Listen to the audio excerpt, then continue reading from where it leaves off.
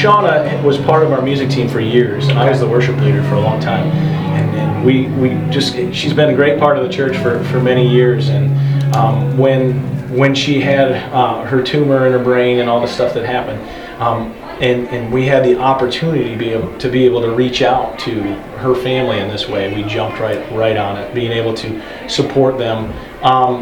I've been teaching lately about how we need to be a church that reaches out to other people. Mm-hmm. That God was love and He cared about other people, and so we need to be that kind of people. Our church needs to be that way. And so when we had the opportunity to be able to reach out to their family and hold this event here and raise as much money as we can and just bless them as much as we can, we jumped all over it. We decided that it was time that the church comes around their family and gives them that support. And now what's kind of been the reaction from the family? I think they seem really grateful, but they don't need to be. We love them, and we want to help them in every way.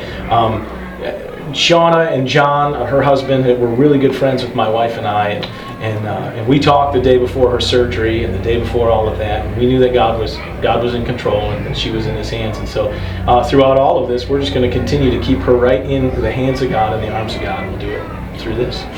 On behalf of the Beagle family, I would like to thank all of you for coming tonight. It brings tears to my eyes, the amount of love and support you all have been providing to our family during this very difficult time.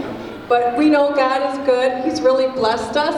And as many of you are aware, we are expecting our third grandchild.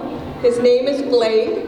And we believe he's a blessing from God, because without that baby, Shauna wouldn't have had any help financially to be dealing with what she's going through in terms of insurance. So we just appreciate all of you. We love our church family, our family that traveled to be here, our friends, and those in the community that are here that we may not have ever met before tonight. So thank you so much. God bless you.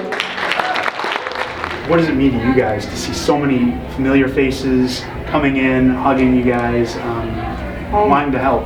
I mean, to me it shows that there is a large community here that does care. I mean, more than you even realize until you have a function like this, you know. Mm-hmm. You know, without the support of like the community, I mean, there's been a lot of people that have been supporting, and you know, even beforehand, you know, $20 here, yeah. Take this, you know, here's a small check, you know, nothing crazy, but enough to, you know, get us by. And then obviously my parents have been a huge deal, you know. Like I said, you know, the intention was, you know, we move back, we get in their house, we're supposed to move out, and then all of this kind of dropped on top of opening a business. And then, you know, she was our financial income, and mm-hmm. and then to have that pulled on top of everything else, she's not able to work, you know, one people that was bringing in money. And then with a gym, you know, there's no choice. You're already in. You know what I mean? It wasn't like I was just like hanging out and be like, oh, we're done. I got to get a job, you know, and to make money to support the family. I mean, I'm invested at that point. You can't get out. I mean, you've got loans, you've got things you got to pay back. It's like, what do you do?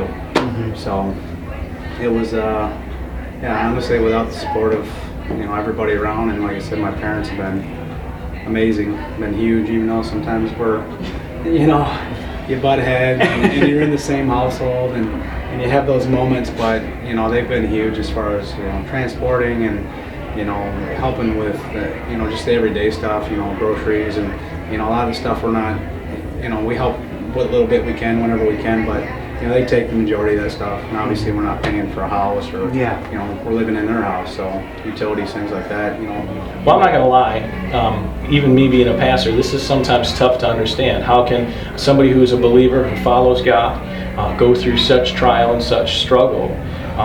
That's a hard one to answer for anybody. Mm-hmm. But we have to trust God, and we have to know that in the end, His plan is greater than our plan. And the thing I love about Shauna and John and their kids and their parents is that they agree and they believe that God has a plan, that He's in control, and that actually they were supposed to move back here because they just moved back to town, and it was all in God's plan for them to be close to family when all of this happened. So it's been tough.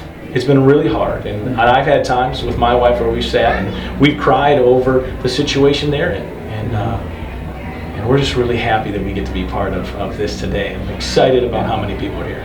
Anything else you'd like to add? We love you, Shauna, and we're praying, and we're going to continue to believe that God's going to heal her, and that whether through the hands of the doctors or supernaturally, that we're going to see healing in her, and she's going to be singing on stage with us again as soon as possible. Okay. So. Thank you so much. Yeah.